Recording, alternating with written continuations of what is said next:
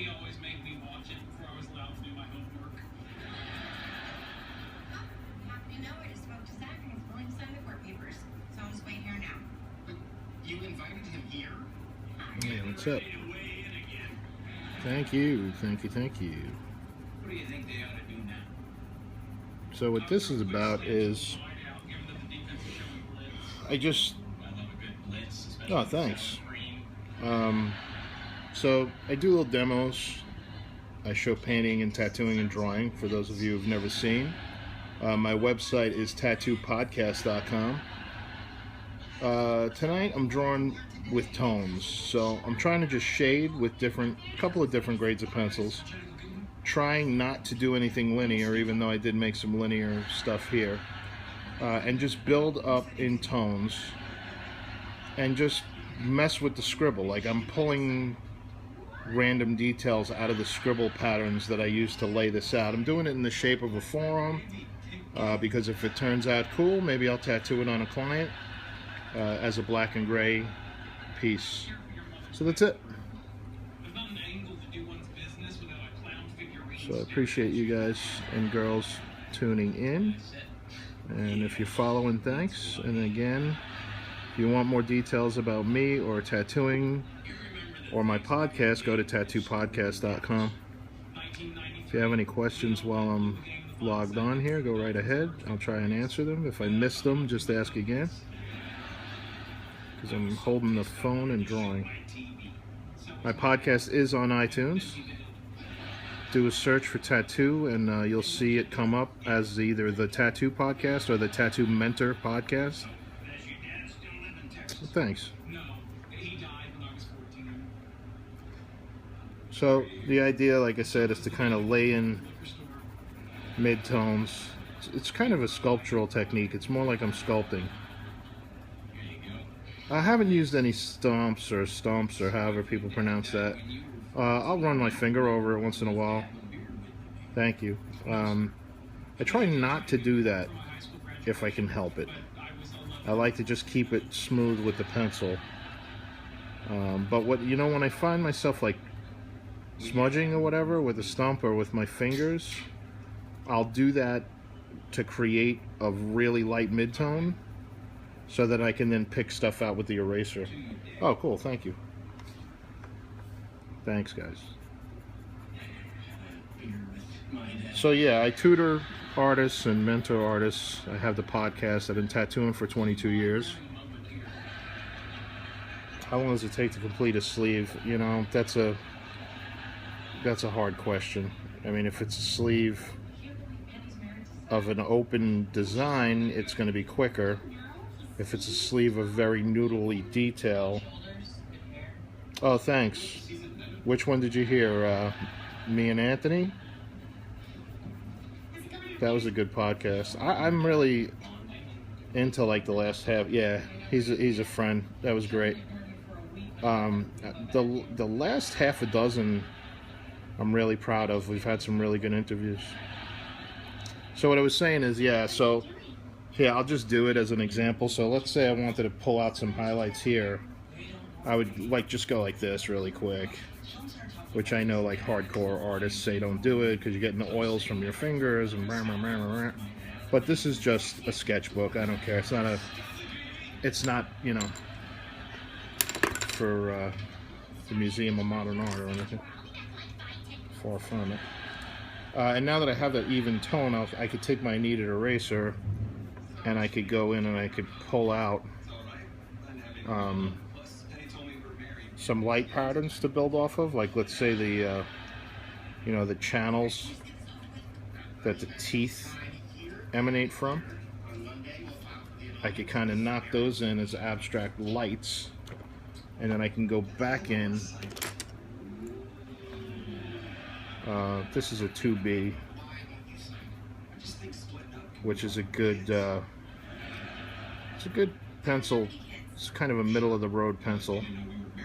So on the softer side, obviously, of the scale because it's a B, but if you use it light enough, you can get some nice mids. And if you put some pressure on, you will get the early stages of some decent darks. And then when I want to go really, into richer darks, that's when I'll hit like a 6B or an 8B. Or if I really need crazy dark, I'll throw in, I'll go to like an ebony or Prismacolor pencil if I have to. How would I stencil this for a tattoo? The same way I would stencil a portrait.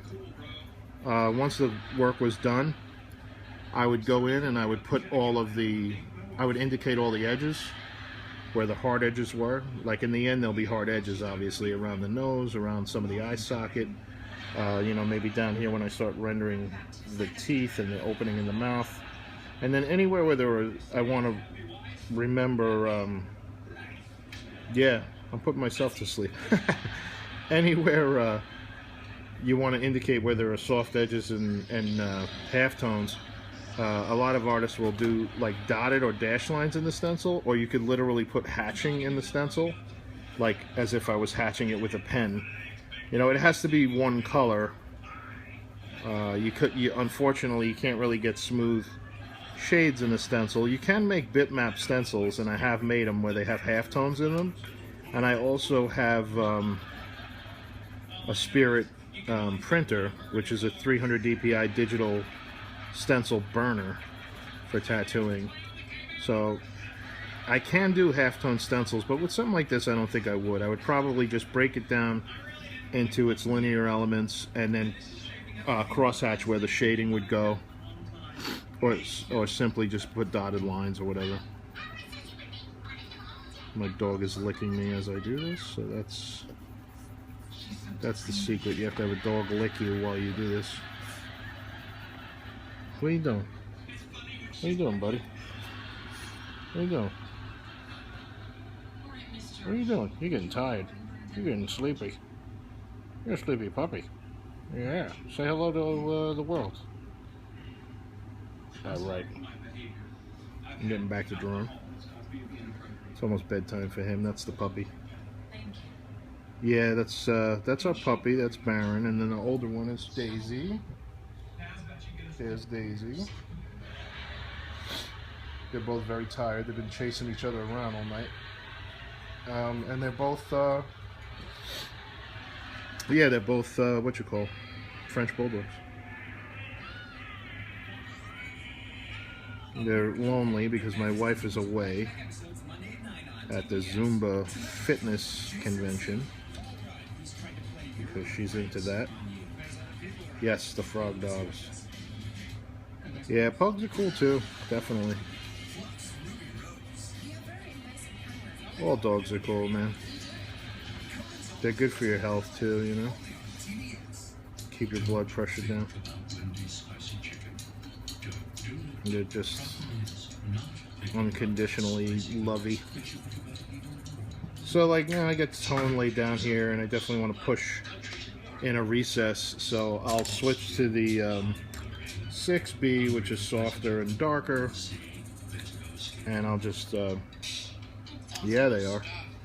I'll go in there and I'll just start to layer lightly.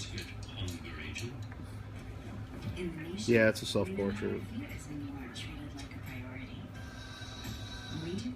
Do any tattoos that I've loved lately? You know, I try to love them all, man.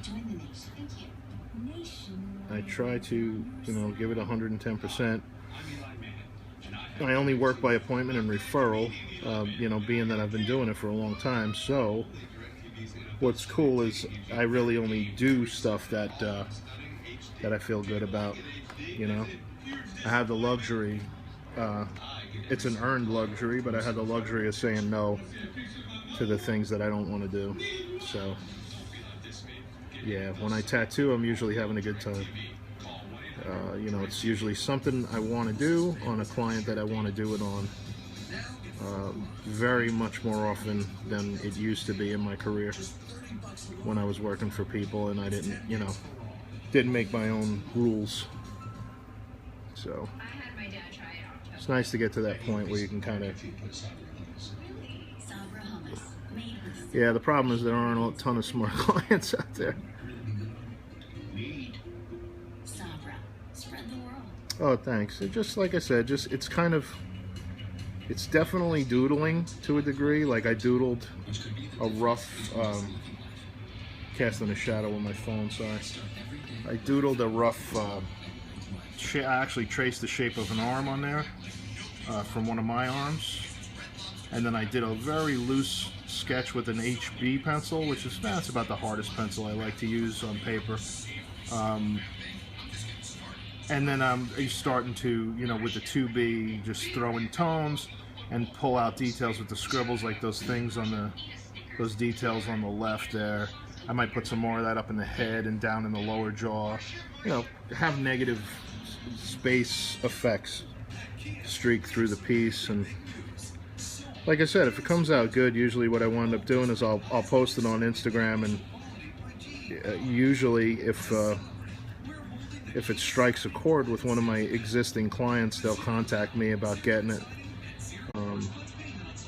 It's funny, I get to a certain point with them where I almost know who's going to contact me about getting it, you know, because I know their taste in my style of stuff. I do a lot of different styles,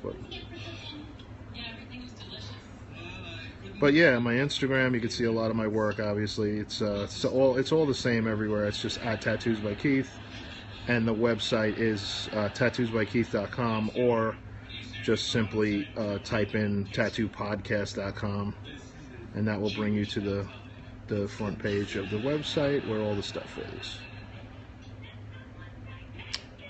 I don't know that it's going to be smoke, but definitely weird stuff. What's the worst tattoo you've had to cover up? There's a lot of them. You know, the other thing is, being that I have, you know, a lot of experience, I find myself in my area being a guy who covers a lot of tattoos, because to do successful cover-ups, you really need the experience of doing it, and you also need the experience of seeing your work age, you know, 10, 15 years. So I'm doing it 22 years, so I'm able to really look at something, look at how far it's deteriorated over the course of however many years old it is, and then, you know, make some judgment calls on what's going to work and what's not going to work. But, you know, there's a lot of names, and then, you know, unfortunately there was that trend kicked in a few years ago where people weren't just getting modest little names, they were getting gigundo names. So, you know, it wasn't enough to just get, you know, Susie on your arm or your chest or whatever. You had to have it blasted in West Coast script on your neck to really show your love for Susie, I guess. But I've also redone some illustrative stuff. I also find myself redoing bad portraits, because portraits are one of my specialties. So I've actually had to redo some portraits for people. That's heartbreaking, especially if it's like their kids or something. You hate to see a bad portrait of somebody's kids. It kind of sucks. But you know, the challenge is to make it better and make the person happy. If the person leaves happy, it's pretty awesome. Because they, for the most part, the people with bad tattoos, they're walking around, you know, they've asked in a few places usually before they've gotten to me. They've probably been recommended either by tattoo artists in the area to come to me, or other clients. And yeah, well, that's the thing. If the artist doesn't have a bunch of them in their portfolio, and you don't like the way the ones they've done look, then you're really, I don't know, I don't want to be that person who rolls the dice, and I don't want to be the person who gets their first portrait. I also don't want to be the person who gets their first shitty portrait. You know, everyone starts somewhere. You know, my first portraits are nothing like the ones I've done now. Thank God, I think I've at least hit resemblances in every portrait I've ever attempted, because I've, you know, was very conscious of it. But as far as technique, I'm way better now than I was. And you know, when I started, I could only do them in black and gray, and now I do them in color as well, which is a specialty. But yeah, I mean, if you want to see more of my stuff, definitely hit up my website. tattoosbykeith.com. You could also get there by just typing in tattoopodcast.com. The podcast is free. There's 30 episodes there. If you're a fan of tattooing, I've interviewed some of the people who've been on Ink Masters who were friends of mine before they went on Ink Masters. I'm not a huge Ink Masters fan. I kind of think it's dumb. But I'm straight with the people who come on, you know. I'm true to myself. I tell them I don't watch it. We usually get a good laugh out of that. But yeah, the podcast's fun. It's not boring. It's not as boring as this right now, me talking while I sketch. Usually we're cutting it up and having fun. So you see I put some tone down there, a little too much. And that's when I'll take the kneaded eraser and I'll make little pointy shapes. And it's very delicate, and you could just really lift the graphite out gently. It's great to draw with with negative shapes. You could draw with negative shapes using your eraser, which is an awesome trick, you know. It's got kind of almost, even though it's still very abstract, it almost looks like there's bounced light up in there, just because I tapped it with the eraser. Yeah, Jimmy's a friend. I've known him for years. I'm going to have him on the podcast soon. If you listen to the latest episode, that's Ann Iannucci actually owns the studio that Jimmy's working in right now, Ascension. And but I've known Jimmy for since I started. I guess we've known of each other for 20 years.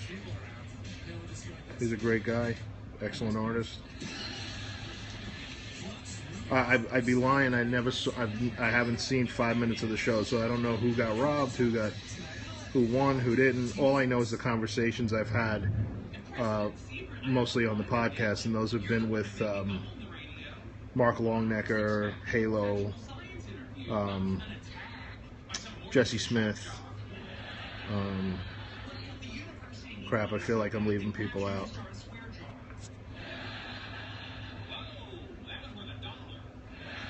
So yeah, with graphite, I just like to push and pull tones. I don't know. From who, you know?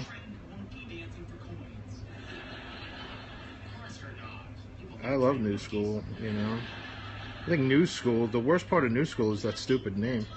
Because it's really not New School. I mean, anybody, I think, who would have fallen into the category of, quote, New School 10 years ago, I think the new description, which is way more apt, is illustrative tattooing. You know, you look at a guy like a Frank Sinatra or a Jesse Smith, or a Jimmy. Even though Jimmy's from that older generation, you know, when they were calling it New School. You know, I met Jimmy when I used to work with Joe Capobianco. And Joe was considered, you know, one of the groundbreakers of New School, and Jimmy, and later on Tony Chavarro, and Eric Merrill was around. I remember back then, doing a more New School style than he does now. But like I said, I'm not a big fan of that category. I don't like the word New School. I think these guys are all, especially the generation now, the Jesse Smiths, the Frank Sinatras, the people, the Jason Steffens, the Victor Chills, the people in that wheelhouse, so to speak, are illustrative to me. They're illustrative tattoo artists. They're not New School tattoo artists. You know, New School, to me... Oh, my allergies. I apologize, guys. New School, to me, back when I was learning in the mid-'90s to late 90s, the term New School had a little bit of a kind of a graffiti taint to it. I don't know if taint's the right word. But that's the thing. The New School stuff was almost like, okay, we're throwing in we're throwing in kind of graffiti-ish, cartoonish stylization into the tattoo world, if that makes any sense. That's why I think illustrative is way more apt. Sorry about all the cast shadows. So anyway, back to what I'm doing here. I mean, the fun of this for me is to not have a plan, to just have a little wireframe underneath and have those scribble lines so that I could actually pluck from that and be like, oh, you know, like there was some lines there. I was like, oh, I want to make a texture out of that. Why? I don't know. Because I can. Because this isn't for anyone. It's just me trying to stay loose and be creative. And I'm doing it in the shape of a forearm because it helps you. It helps you practice like your freehand design skills. And like I said, I could post this later on Instagram or Facebook or any of that, and an existing client of mine will usually be like, oh shit, man, are you doing that on anybody? Can I get it? And I'll be like, yeah, let's do it. So that's always fun.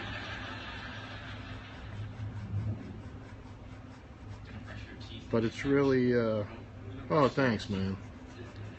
Whatever. When all you real artists come in the room, I get intimidated. Everybody should follow Scott Nickerson. He's a real artist. Thanks, man. I saw that. So yeah, the idea is to just throw down the wireframe, try to avoid being linear, even though I did right there, and just draw in tones, push and pull values, and be sculptural. Pull the drawing from the the information that's down there. And it's just a way to free your mind up. Instead of bearing down real hard on the pencil and worry about making lines, you can hold the pencil more loosely and just throw down tones and push tones and pull tones, and then use your kneaded eraser to draw, negative shapes and pull things out.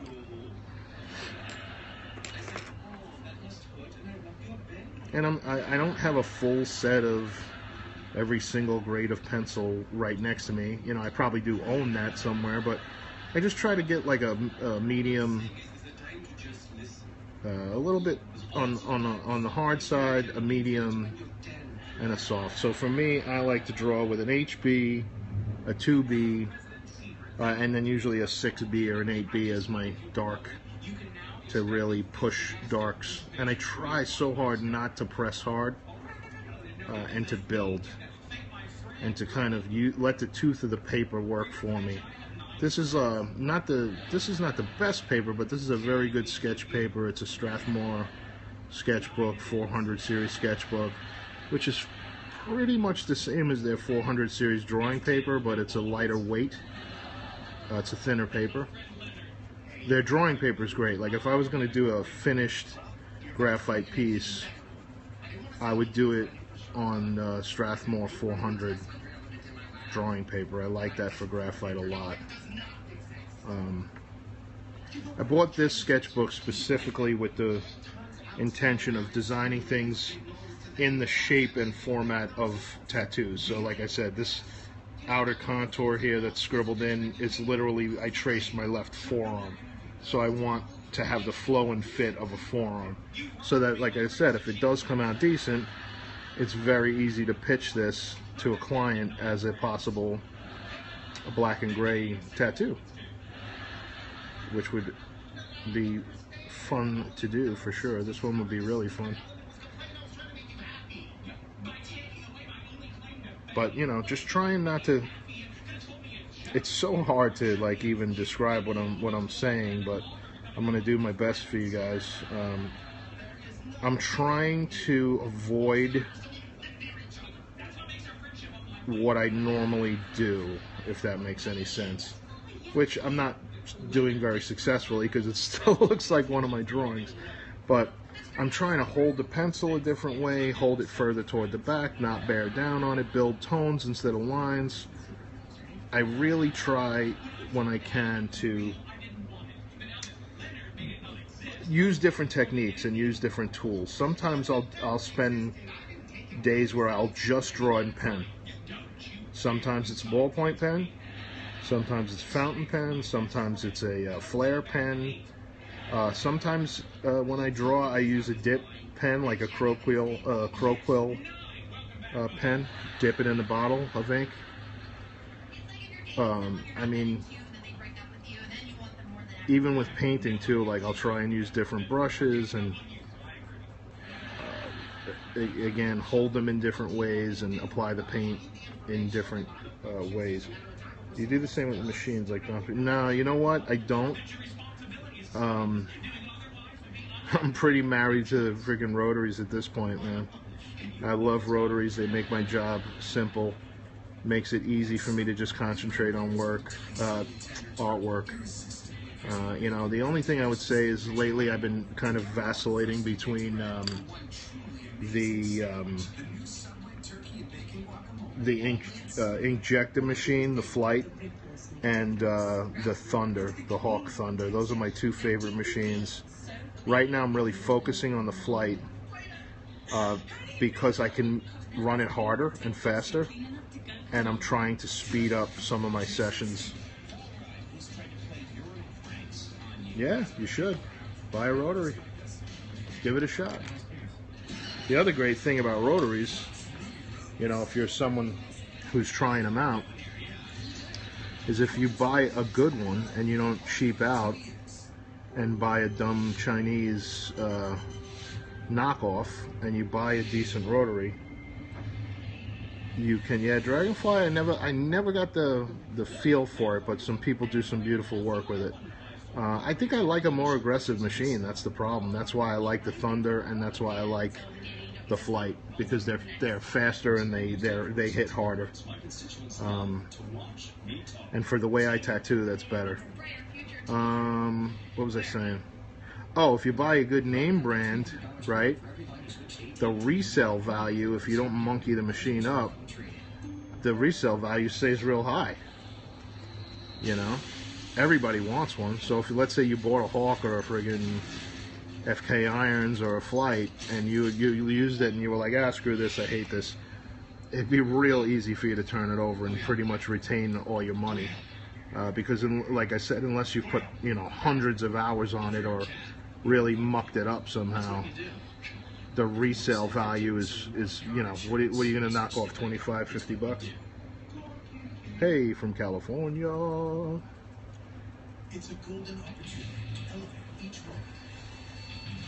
So yeah, I'm a big rotary proponent. I've favored rotaries since the Numa, which was about 2007, 2008, and I have some of the best coil machines in the world.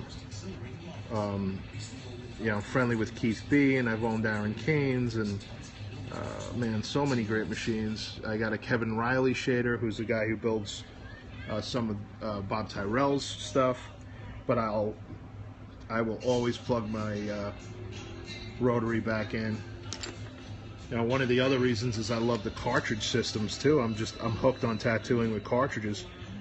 You know, if I can hook up one machine and put out 7 different safety cartridges, that would have been 7 machines back in the day. So that's a huge bonus, and I think that's why you're seeing more and more artists, especially on the road at conventions, using the cartridge system, because you travel with one machine. Considering a Neotat. Neotats are good. I used them.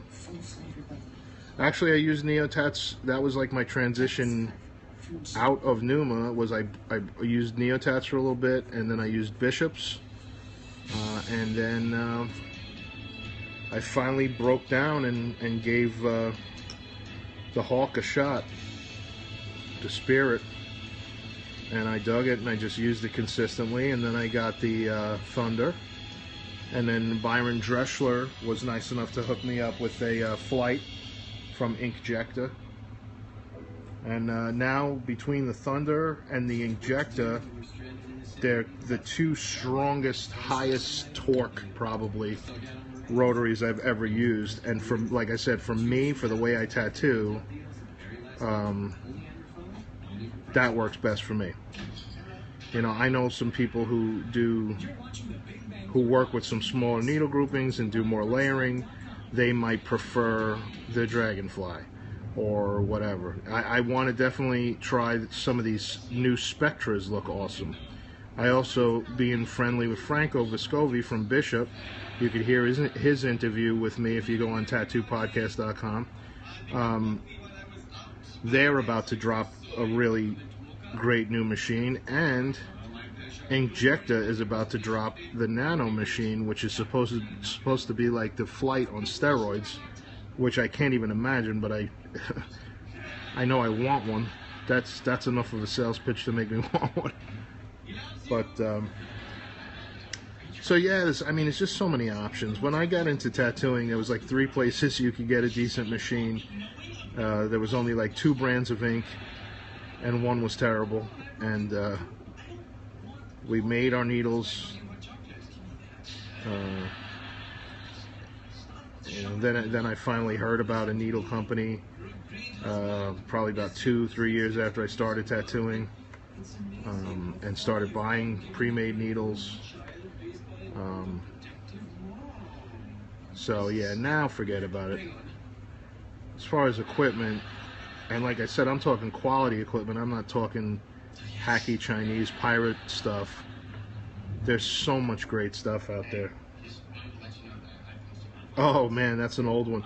It's fun though. Joe's a fun guy, man. We were busting chops. He's got my sense of humor, so that's a great one. I love Joe. I got to get down to that shop.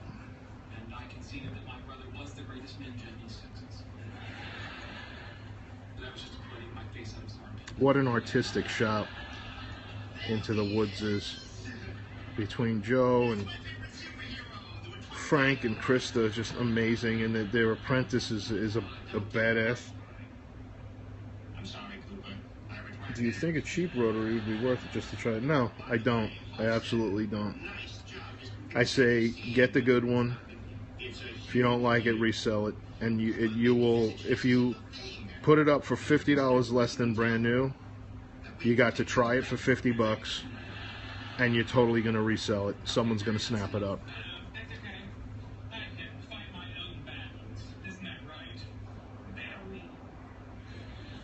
Yeah.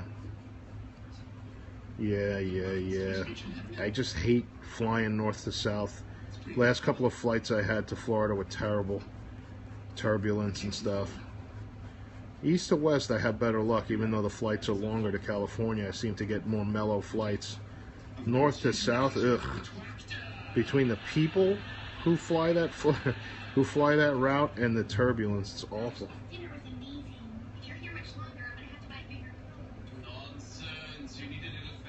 Yeah, maybe so. I don't know. I would have to know more about you and your tattooing. But yeah, you know, it's just like getting cheap coil machines is a mistake too. You know, they work like shit. It's like saying, oh, you know, if I buy a knockoff Aaron Kane, you know, or a knockoff Seth Safari, or a knockoff, you know, plug-in awesome machine builder here name. Will it give me a flavor of what it's going to be like to actually own that machine? No, definitely not. And I'll tell you, I experiment with everything, and a friend of mine, a friend of mine, you know, has Chinese connections. Also a great Bruce Lee movie, and I missed that last comment. Sorry. And so I got a Chinese. I actually, back when I first got the Spirit, I got a real Spirit, obviously. But for a backup, I was like, screw it. I can get a Chinese Spirit for $50, and the cartridges, and this and that. So my friend places bulk orders to China because he gets his needle bars and stuff like that from China. So I said, fuck it. Here's $100. Get me a knockoff. I'm curious. I literally used it for a half an hour, and I had to tear it down and hook up the real one. And I didn't even want to. I didn't even resell that machine. I actually gave it back to the guy. I was like, "Here, man. If you can resell it, resell it. I don't even want to. I don't even want to look at it." It ran really bad. You know, the main thing is the quality of these motors. The motor quality, like there are knockoff injectors coming out of China right now, and what people don't realize is the motor. Oh wow, that's awesome. Good luck, man. I don't know him, but he's got a great reputation. But yeah, those motors in the injector, okay, those are yeah. I hope it works out, dude. Those motors in the injector are Maxon motors, but they're not just Maxon motors, which are great Swiss or German motors. They worked with Maxon to develop that specific injector motor. So it's not just a stock, oh, I'm going to get, you know, a P35X3 and I'm going to build my own machine. No, that is an injector-specific motor. They contracted the design of that motor specifically for the torque and the strength and the power that it needs to be such a tiny, tiny tattoo machine. I mean, for people who don't know, that friggin' injector is tiny, man. And to have that kind of balls and torque where it can, you know, you can run an injector up to 20 volts. It's insane. Not that I would, but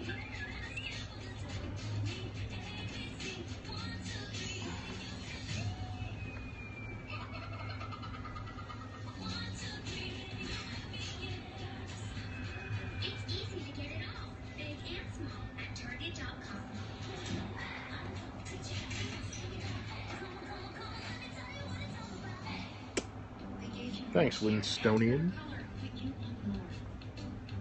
Me too. Meet new garden trees with double the nourishing power. I mean, certain people want rich, radiant color. Nutrice actually nourishes wild colors, now with even more avocado, olive, and shea oils. Nourished hair, better color, ladies. And rays? Do you think coils will hold relevant in time or come down to artist preference? I'm a little confused by the question. I don't think coils are ever going away. I think there are certain people who have a romance, is a good word, with the traditional tattoo equipment. And you know what? There are certain techniques that are, I want to say this without, I want to say this right. There are certain techniques that lend themselves to coils because of the nature of the spring resistance, of the way a front spring, a back spring, and magnetism works. Okay? However, where that used to be a determining factor, with a machine like the Inkjecta, one of the reasons I love the Inkjecta is I have been tattooing with it the last week or two consistently, trying not to pick up my Spirit or my Thunder. And what I'm finding is that because of the spring bar that they have, there's a spring bar and there is also different cam sizes. That spring bar and that cam size combo, I've got mine running like my color shader coils used to run, and I literally have to tattoo with it more like I used to tattoo with my coil machines than I do with the Spirit or the Thunder. Straight up rotary machine, like a direct driven rotary machine, like a Thunder or Spirit or whatever, Neotat, that has no give mechanism. You're gonna see you have to use it a certain way. It doesn't have the forgiveness of springs, whereas the something like an Injecta or the Spectra, I believe, has a give mechanism. I haven't used it yet, but it looks that way. I think this is why Guy Aitchison is a big proponent of Injecta. He's been using his Injecta quite a lot now, and he was all coil. He was he wasn't having a hard time, but he's a coil guy, you know what I mean? He wasn't really like feeling the whole rotary thing. There were things he liked about it, there were things he hated about it, but now, because the Injecta gives you the freedom to kind of mimic your favorite coil machine, once you get the right combination of bar, cam, and power, even guys on board now using the rotaries. It's great too if you start to have hand problems, which those of us who've been tattooing for over 20 over 15 years, 20 years, it starts to take a toll. I don't know the century. Oh, Winston, we're talking about tattoo machines, bro. I'm sorry if I'm losing you. Rotary, it's not that it's hard hitting, it's consistent hitting. It's all, you got to think about it this way, and this is a conversation I've had with many machine people, with Carson Hill, back when I used Numa, with Franco Vescovi, the creator of the Bishop. The machine is powerful enough to make the needle puncture the skin. Okay? And that's it. Hard, soft, whatever. It's got to be powerful enough to make the needle puncture the skin. And the beauty of coils was, and is, alright, if you have the right kind of spring setup, the surface tension of the skin and the tapers of the needles should prevent, emphasis on should prevent you from ever putting in the needles deeper than they need to go. Because the surface tension and the the fact that the springs are going to give, and the fact that needles have a taper, and that taper is going to go in at its thinnest point and start to slow down as it gets fat, all of those things add up to a coil machine being more forgiving. Thanks, man. Yeah, now I'm using just a technical pencil. It's probably got an HB lead in it, just to put down more detailed shading. Keeps me from having to constantly sharpen it. And another tip I'll give people who are drawing in pencil is always try and turn your pencils, whether they're wood pencils or technical pencils, because it keeps the point from flattening out.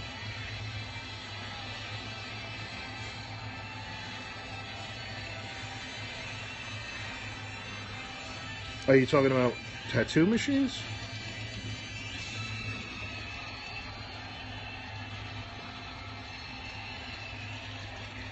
You like the flat edge? Yeah, it depends. It's, that's a good point, Winston. Like, right tool for the right job. I got a cool pencil. I don't have it nearby, but like this one will always go flat on me. You could even see it, I think, because it's a 0.9, which is a pretty big lead. I'm from New York. A 0.9 is a pretty big lead, so when you get down to 0.5s and 0.3s, the flatness doesn't play as much of a role. But I got a cool pencil from Jet Pens. You shop at jetpens.com, Winston? I'm not a sports guy. I guess it would be, because I was born in the Bronx, my allegiance would have to fall with the Yankees. No, you should check them out if you're like into pens and pencils. I get all my stuff from them because they stock all the coolest like Japanese drawing pencils and pens. There's nothing wrong with Office Max, dude. They're not that expensive, believe it or not.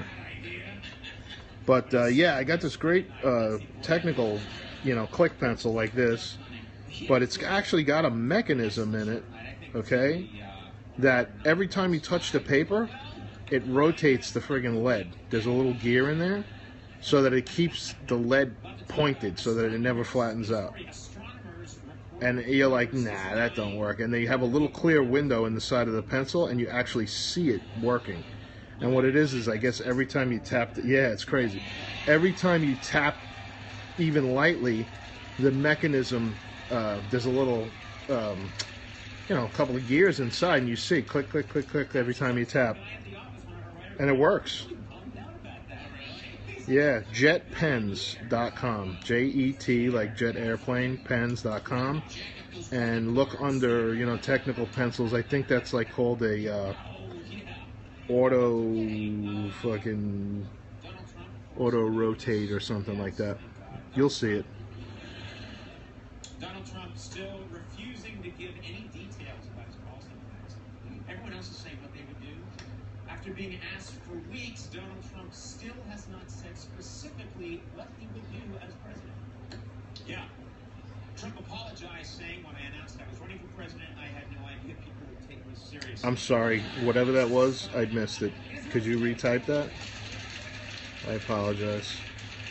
I'm just noticing that my dogs have conked out. There's a true tattoo. I charge $150 an hour.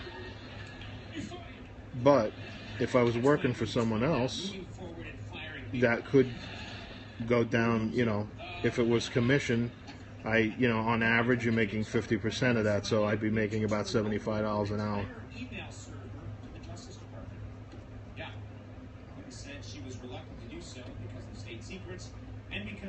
Oh, I'm watching Conan O'Brien. He's just doing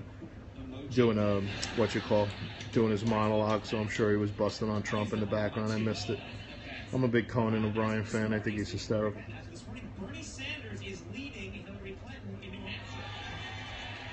What I will say, Winston, if you find that interesting, the fact of the matter is that, yeah, see, I knew that was next. And I mentor a lot of young people who want to tattoo and who have started tattooing. It's a very difficult thing. You need a certain constitution to do it. A lot of people learn all of this stuff. Nah, I can't charge more because of the speed I tattoo, to be honest. I'm starting to. I don't know. I like the thunder, I also have the pen. I've got the Hawk pen that I got sent to me, and I like that too. I actually, tomorrow, that's probably what I'm going to use, because I got to do some stuff that's a little more delicate. No, there is no analogy. I'll tell you what the analogy. What I was getting at a second ago was Constitution. You need a certain Constitution, because I've actually taught people the history of tattooing and different technical things. I've had them build and break down machines, make needles, all the basics, and with the end result being, at the end of the course, they would do a tandem tattoo with me on a friend of theirs, like a small tribal or something, just so they would actually have some on-the-skin experience. And it would be safe, because I'd be there, obviously, as the safety net. And the fact of the matter is this. A lot of people, when they prick the skin and they're in somebody's personal space, hey, thanks, follow, please. When they prick the skin and they're in somebody's personal space hurting them, they're like, oh, okay, this is not for me. Because there's a whole other thing, man, that has nothing to do with art. There's several things about tattooing that have nothing to do with art. And that's usually where people fail. They don't usually fail at the art, because there are a lot of talented people out there, much better artists than I am, who I've tried to help become tattoo artists, and in the end they were like, this is not for me. Yeah, it's personal. I don't know how sensual it is. And my wife probably does not want it to be that sensual. Unless it's with her. But it's real personal, and there's a lot of psychology involved too. You really have to take charge of situations. You've got to be able to help somebody if they have an anxiety attack or a panic attack, which is common. They'll pass out. You have to know how to, not resuscitate, but revive a person when they pass out. Speaking of resuscitation, it's a good idea to be qualified in, in CPR, just in case something horrible happens. But yeah, a lot of people don't understand. It's not just art. It's not just tracing a picture with a tattoo machine. It's a procedure. No matter how you slice it, it is a procedure. You're breaking someone's skin.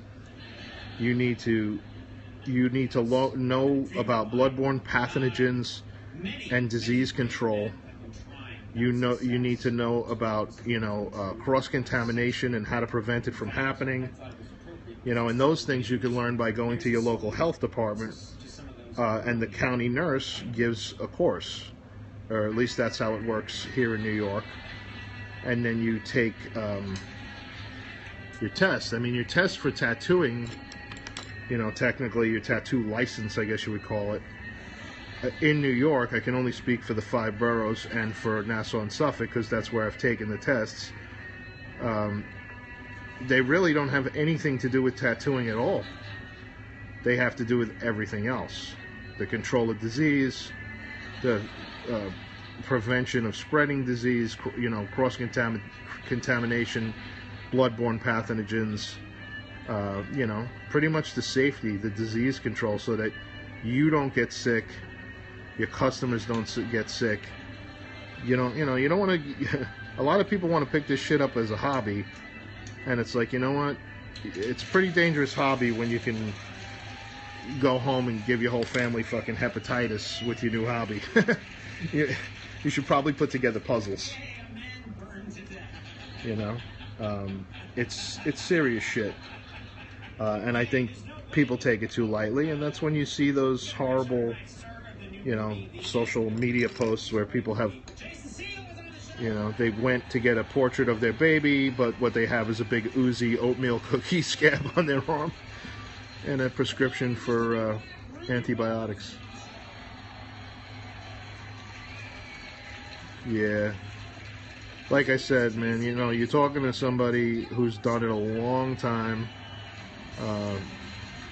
Pretty much, I don't want to sound like the old man on the mountain, but I've seen a lot and done a lot.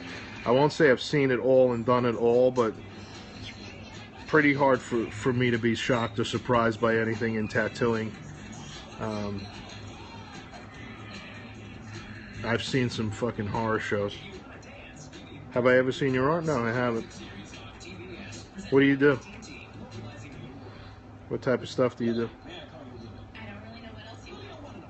With a great data plan to share pictures of this slime. All of our culture value plans come with rollover data, so the data you Oh, nice. Are you on a book right now for a company? My constituents love to watch me talk.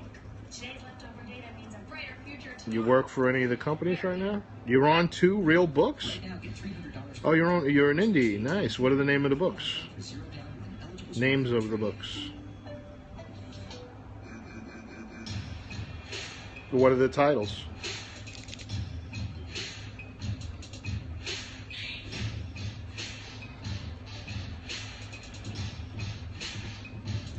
The Soul. Okay, that's interesting. What's the other one? You don't just throw away chewy mid-freshness. Mentos. What the fresh? What's the most awarded car company of the year? Ranking from top to bottom.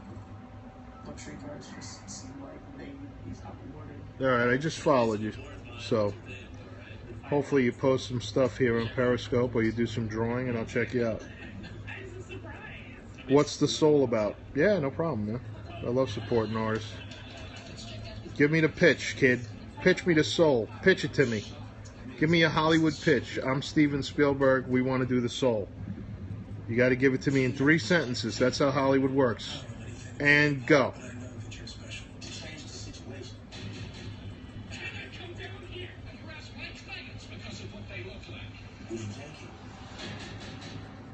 He's scratching his head right now. Come on, Winston.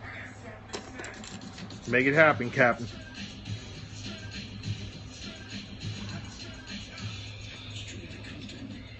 Ooh, see? He did it. I'm proud of you. That's how you got to do that shit right there. That's interesting. Right now, buy an eligible printer and get 3 months of free ink with HP Instant Ink. Available at participating retailers. Ah, nice. I like it. This summer you can win tickets every hour to concerts of your choice, but only with Pepsi. Yeah, I haven't been reading too many comics lately. I used to be a big comic head. Right now I'm only reading, I love Eric, no, you did great. You got to remember that too, man, because that shit will come up. You know, I help kids with marketing too. Like, you're going to find yourself in situations where that's exactly what you got to do. You got to bust it out and get someone's attention in like 1 or 2 sentences. So you did an excellent job. The books I like are, I love Eric Powell. His books are The Goon, and he just did a short series for Image called Big Man Plans, which was about this. Oh, so you know Eric Powell? All right, cool. He's one of my all-time favorites because he's just, you know, doing his own thing, man. You know, he's not locked up in that superhero thing. His stuff is, you know, it's more cinematic. It's not so derivative. Big Man Plans was redonkulous. Holy crap. I mean, do an entire comic series about a dwarf who's a specialist in Vietnam and then comes back, and it's this big revenge fantasy. It was ultra violent too, like a little more violent than I expected it to be. Even I was shocked at some of the violence in the book. But what a great story, and his storytelling and his draftsmanship are phenomenal. And I just love how Eric, you could see his raw work.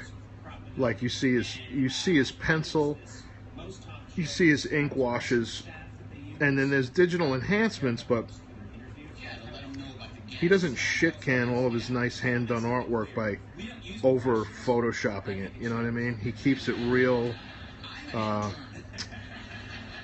practical looking and not so digital looking.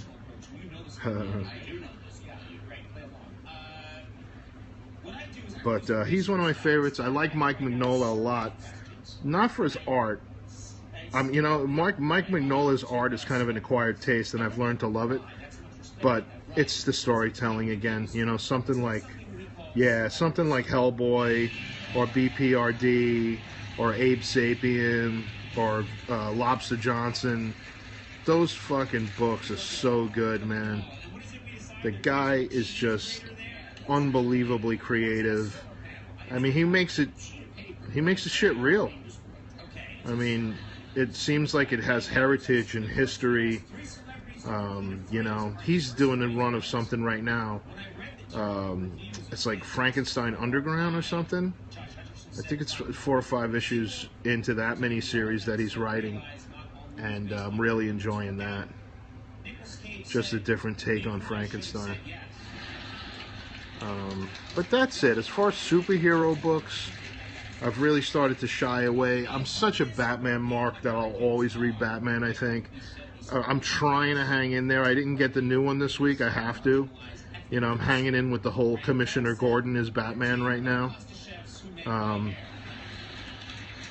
Yeah, I mean, you know, the other thing is I'm 46 years old, so I've been into comics for a long time, and I know that they will just gimmick you to death to make you buy all these comics. And you know, I know full well that by the time that friggin' movie drops, Commissioner Gordon ain't gonna be in Batman. It ain't gonna be Batman no more.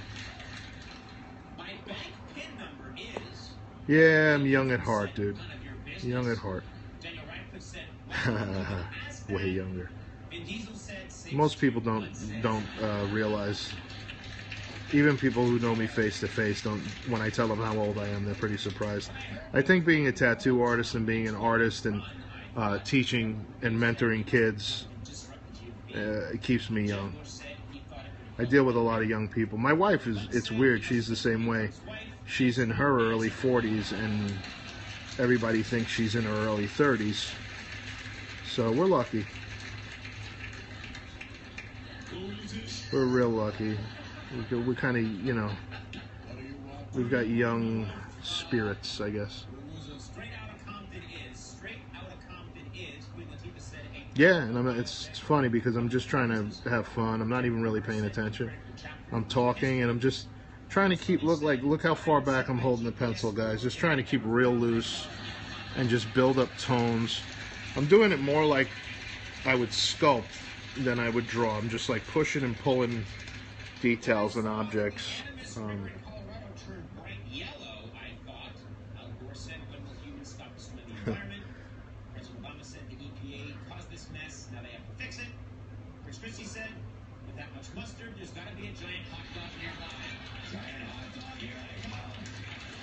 So, you know, then I'll go in and I'll look for like areas where I see graphic shapes.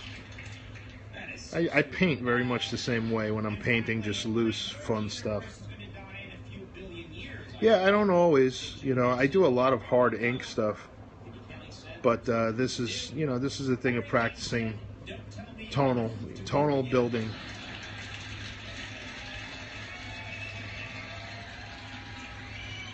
Yeah, if you go on my Instagram, you'll see the different things I do. I paint in acrylic. I do a lot of pen and ink. And I draw in pencil in another style that's less soft shaded.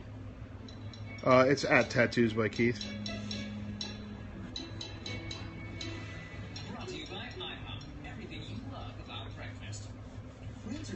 I actually just put up a painting recently that's in an art show this weekend that I'm pretty happy with.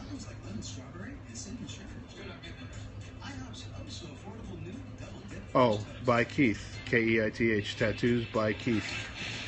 That's my website, that's my Instagram, that's my Twitter, that's everything. Tattoos by Keith.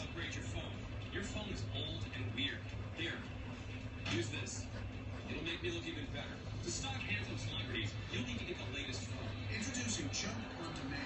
Get the lowest price anywhere on iPhone 6, just $15 a month. You can upgrade when you want for $0 out the door. Yeah, you just gotta advertise that.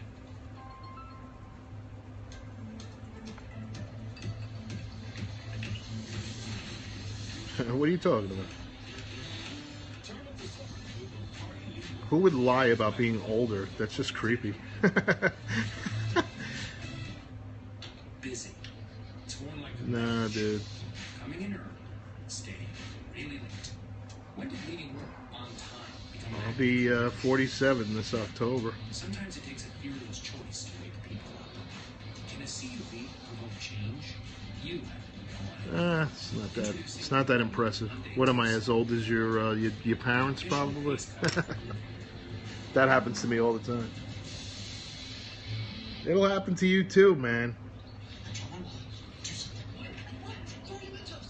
You'll see. One day you'll wake up. You'll be as old as your dad.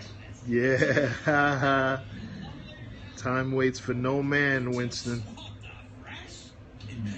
It's funny, man. It's nice, man. You know what? Sometimes I like being a grown-up. There were things about being young that were hard. There was things about being young that were great. But sometimes being a grown-up is pretty awesome, too.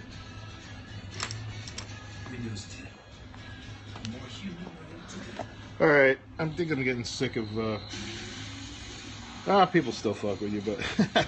people fuck with me, but I'm too old to give a shit. That's really what happens, is you get too old to give a fuck. So anyway, I'm going to tap out. I'm getting sick of holding the phone. The dogs are restless. I got to put them to bed. It's late. Old man's got to go to bed.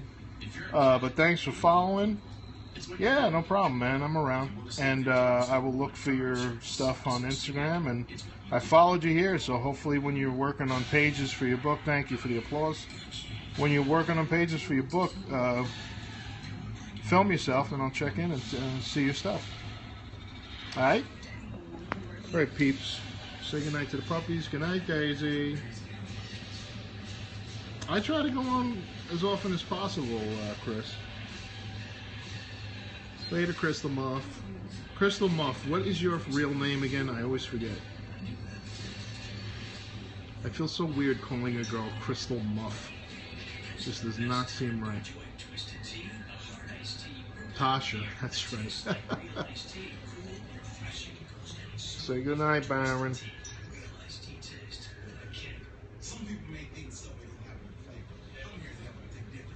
They miss their mommy. Oh, yo, everybody who's into sculpting, follow that guy. Follow Grizzly Behemoth. Holy crap, what a great sculptor. And sculpture is so helpful for drawing and for painting, because you really learn how to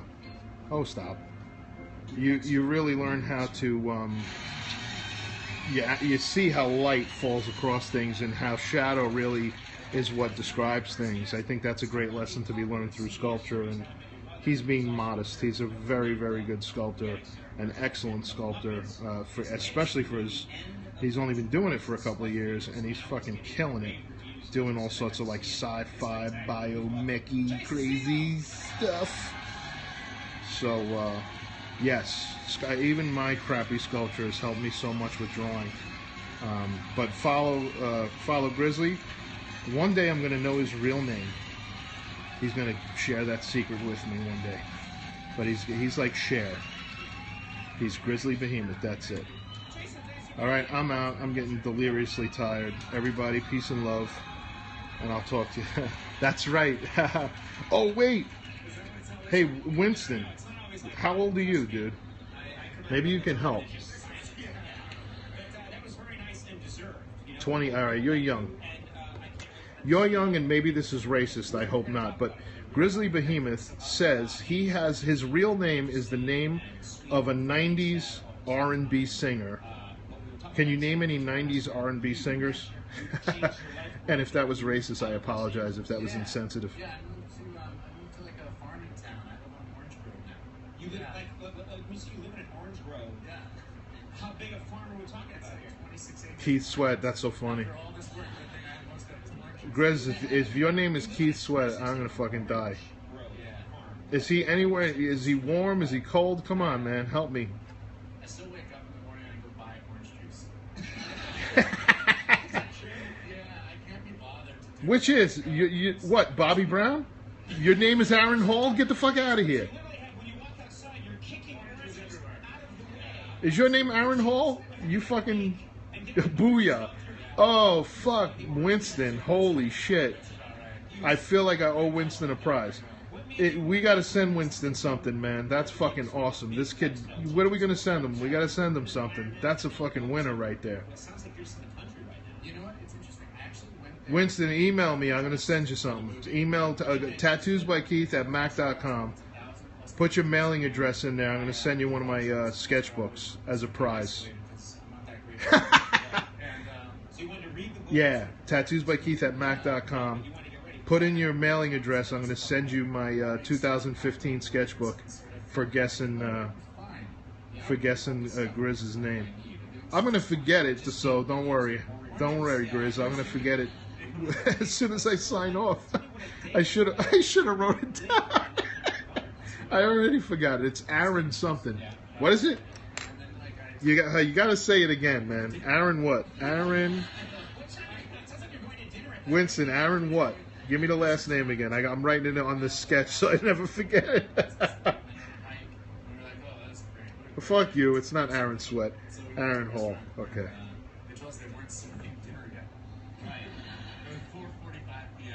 You guys are a pisser. That was fun. I'm glad I signed in. All right, you guys have a great night. Peace and love to everyone. Everybody follow everybody. Play nice. Sharing is caring. and take it in the ass. All right? I'll talk to you soon. Later.